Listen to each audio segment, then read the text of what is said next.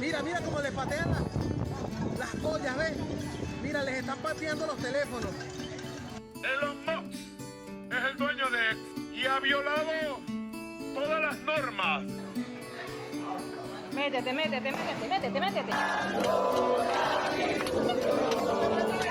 ¡Ah, brother, déjelo! Había pública, ¿verdad? Una manifestación.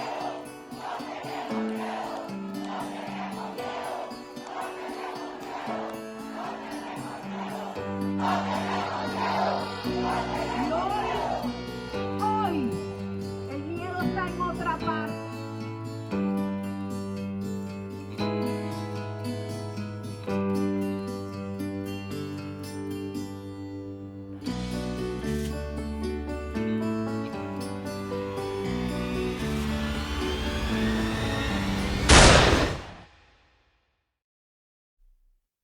Sí, así como ves, la oscuridad. Esa es la situación en la cual se encuentra Venezuela en este momento. Están pasando muchas cosas y no podemos ver nada. Están diciendo muchas cosas y no podemos escuchar nada. Pero, ¿por qué? ¿Cómo empezó esto? Para eso tenemos que ir un par de semanas atrás, en una fecha en específico. María Corina Machado subiendo hacia adentro de él. Ustedes acaban de ver ese gesto, ¿no?, de la militar que no le da la mano. Ella pues muy gentilmente trató de saludarla y la militar le dio la espalda. El 28 de julio del año 2024 se están celebrando las elecciones presidenciales en Venezuela. Unas elecciones importantes que tenían a todo el mundo con los ojos a lo largo del territorio nacional venezolano. Unas elecciones que se veían diferentes, puesto que la líder opositora María Corina Machado estaba a cargo de la campaña política del candidato de los opositores, Edmundo González. Y si bien estaban luchando contra Nicolás Maduro y contra todo el régimen, se podía respirar en todo el ambiente y a lo largo del día un aire de cambio, un aire de alegría. De hecho, se veía en serio que las cosas estaban a punto de cambiar. Eso sí, como todas las elecciones, no estaban exentas a situaciones irregulares, también a problemas y a conflictos, tanto con el régimen chavista como con la Guardia Nacional, incluso con los llamados colectivos, que estaban siempre acechando a las personas que estaban tratando de ejercer su derecho al voto. Pero, aún así, esto no los estaba desanimando. Más bien se podía ver en las calles cómo mantenían ese júbilo, cómo mantenían la alegría, porque respiraban como un aire de cambio.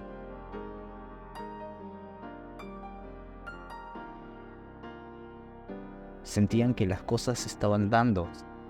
Se sentía que por primera vez en mucho tiempo los venezolanos, los ciudadanos tenían el control de lo que estaba pasando.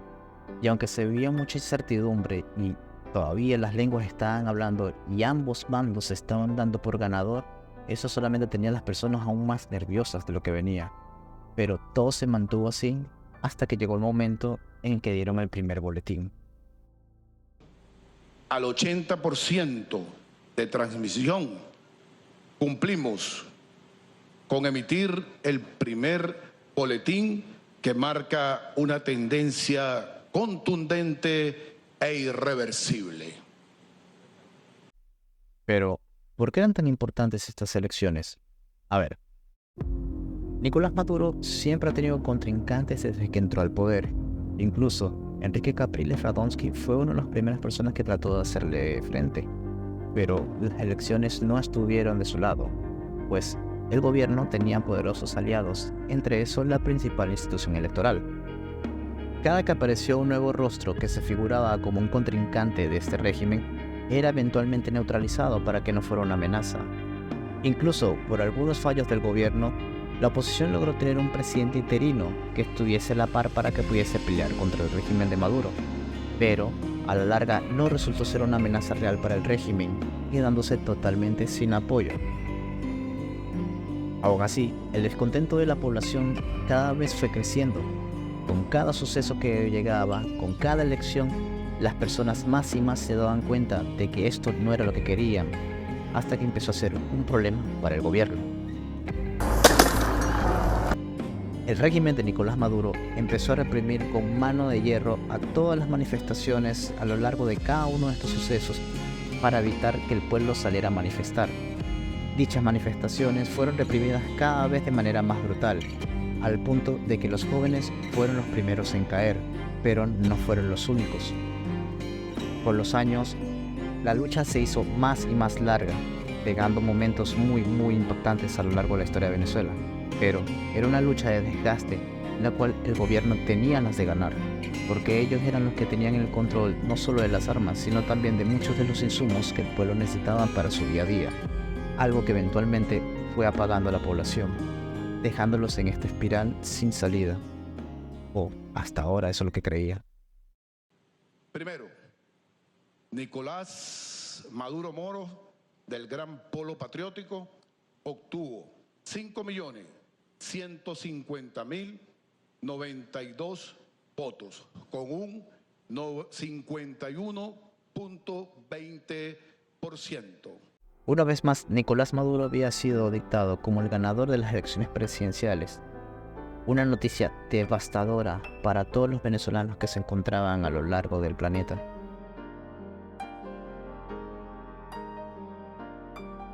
Si bien esta era la última gota de esperanza que tenían para poder cambiar las cosas, el escuchar esto fue algo que realmente los destruyó y los desmoralizó a más no poder. Luego de tantos años, una vez más, habían perdido. Se podía ver el enojo, se podía ver la angustia de todos. Hay una condición psicológica que justamente habla de cómo se han sentido los venezolanos a lo largo de todos estos años.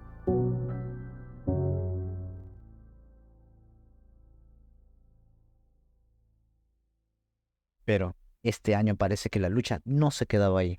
En que Edmundo González Urrutia obtuvo el 70% de los votos de esta elección y Nicolás Maduro el 30% de los votos.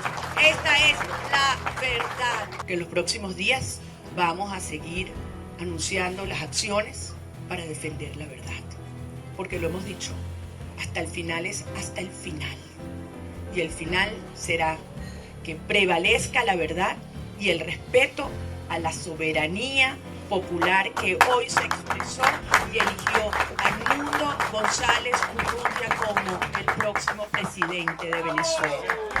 María Corina y su equipo tenían una copia de las actas donde dictaban que Edmundo González fue el verdadero ganador de las elecciones. Incluso dispusieron de una página web para que todos pudiesen comprobar esto. Por su lado, el gobierno también presentó los resultados oficiales para ellos, de lo cual eran los verdaderos resultados de las elecciones, algo que dejaba mucho que desear si te pones a sacar las cuentas realmente. Esto es desconocer y violar groseramente la soberanía popular. No hay manera que ellos puedan explicar y justificar. 25 años luchando contra esta dictadura. Ya hacemos un llamado a la comunidad internacional a que actúe. Hoy fue evidente la derrota del desgraciado dictador de Nicolás Maduro. Ya basta. Vamos a pelear por la libertad de Venezuela. Ganemos o perdamos, vamos a pelear. No nos vamos a quedar otra vez. Esta vez no. Maduro, en su afán de poder, hizo todas sus artimañas, pero esta vez le salieron tan mal y se confiaron tanto que no se preocuparon en los detalles. Algo en lo que María Corina sí lo pensó, incluso al más mínimo detalle, para poder darle cara al régimen. Esto fue lo que inició la gran lucha y el inicio de la oscuridad en Venezuela.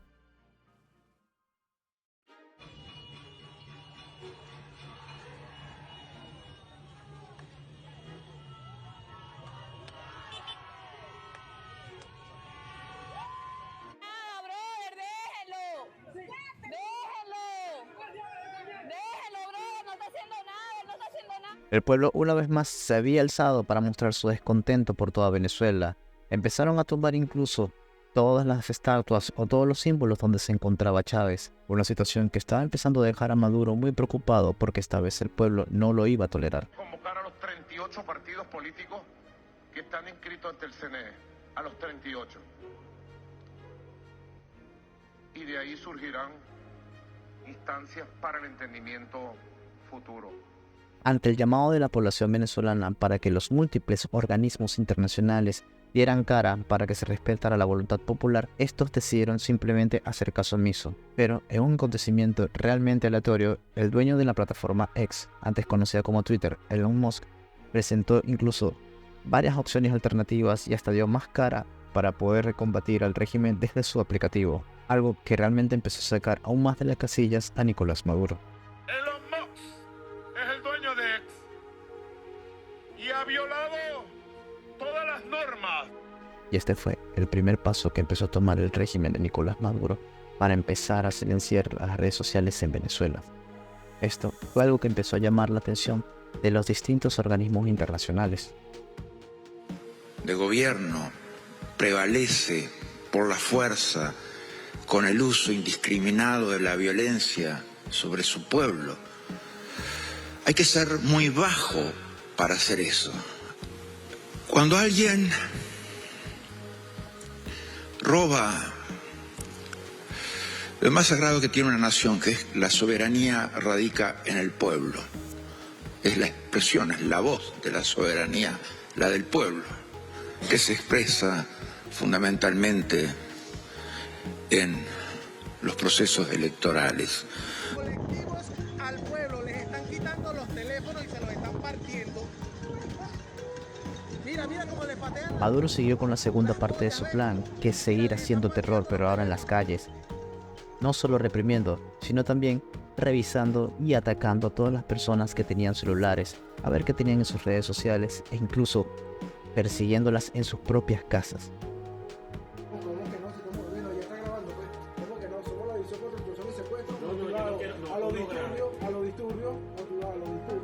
¿Y la orden? El día lunes, ¿verdad? Donde el ciudadano, ¿cómo es que se llama él? ¿Su nombre? Sí, tienes la orden, ya sabes el nombre. Sí. Ya lo decía, que la ponía en claro, porque lo decía. ¿Verdad? Motivado a los disturbios ocasionados realizados el día lunes, donde él manifiesta, ¿verdad? Donde él manifiesta a vía pública, ¿verdad?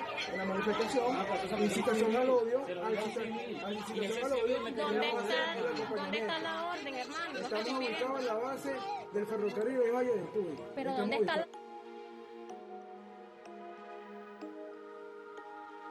Mi hijo. Aquí está el mío. Pásalo al otro canto. Aquí está mi hijo.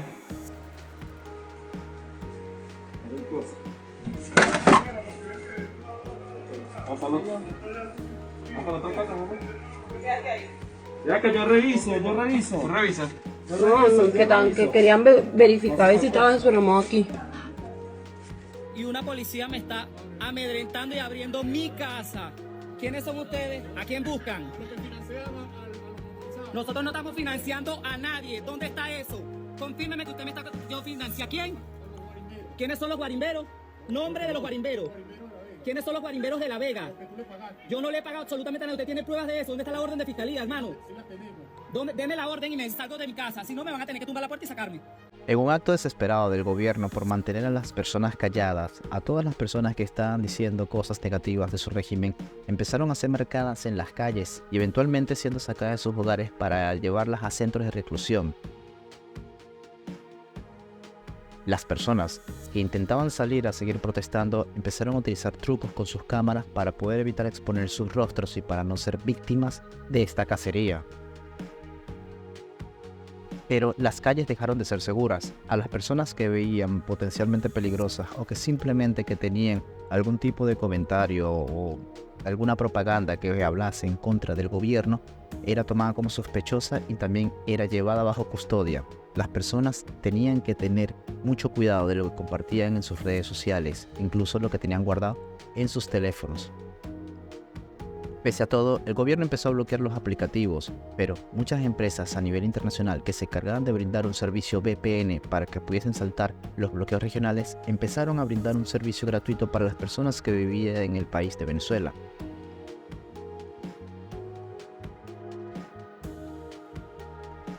Aún así, las personas no perdían las esperanzas, seguían dando apoyo, incluso cuando veían que sus familiares se los llevaban a los centros de reclusión. Estos solamente podían ver impotentes cómo eran llevados a las distintas cárceles del país mientras se tornaban el himno nacional, dando sus palabras de apoyo.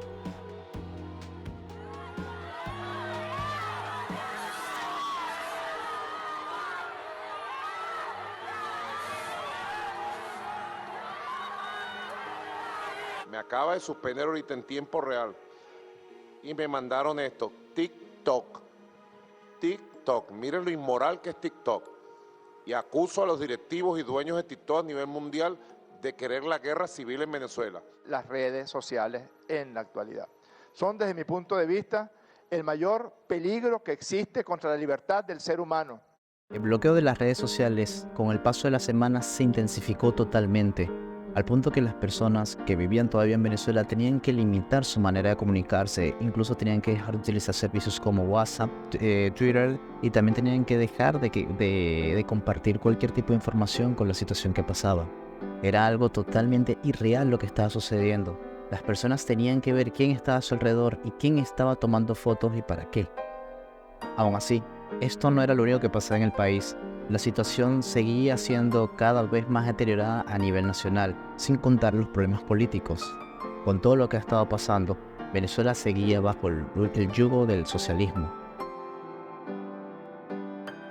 También seguían intensificando las leyes para que las personas no pudieran expresarse, los partidos políticos no pudieran hacer nada en contra ni postularse para hacer algo distinto a lo que el régimen quería. Incluso, el gobierno eligió un Tribunal Supremo de Justicia que solamente apoyaba al régimen de Maduro y dio como único ganador de las elecciones, sin necesidad de actas ni revisiones, al presidente Nicolás Maduro. Los medios internacionales fueron abriendo un poco los ojos al ver estas irregularidades, algo tarde si me permiten decir. Cuando ya el descontento y toda la negación de las personas a nivel mundial era evidente, incluso en los rincones menos pensados se había mostrado el apoyo al pueblo venezolano. Aún así, poco a poco fueron alzándose más las voces que hablaban en contra de lo que estaba haciendo Maduro en el país. Y aunque el pueblo venezolano estaba consiguiendo apoyo a nivel internacional, no era suficiente y el país poco a poco fue silenciado, hasta el punto en el que estamos hoy. No obstante, algunos estamos con esperanza de que podamos ya cambiar el rumbo de nuestra historia y poder darle así una paz a todas esas personas que dieron su vida por el cambio que estamos buscando, por el cambio que todos los venezolanos quieren, por ese cambio, por esa libertad y por esa tranquilidad de que por fin puedan tener una Venezuela libre. Nosotros vamos hasta el final y avanzar juntos en una tercera etapa complicada de una Venezuela que nos la dejan a oscuras, pero donde vamos a sembrar la luz, ¿vale? Y nos vamos a encontrar y va a ser un país del que nos vamos a sentir profundamente orgullosos de ser venezolanos.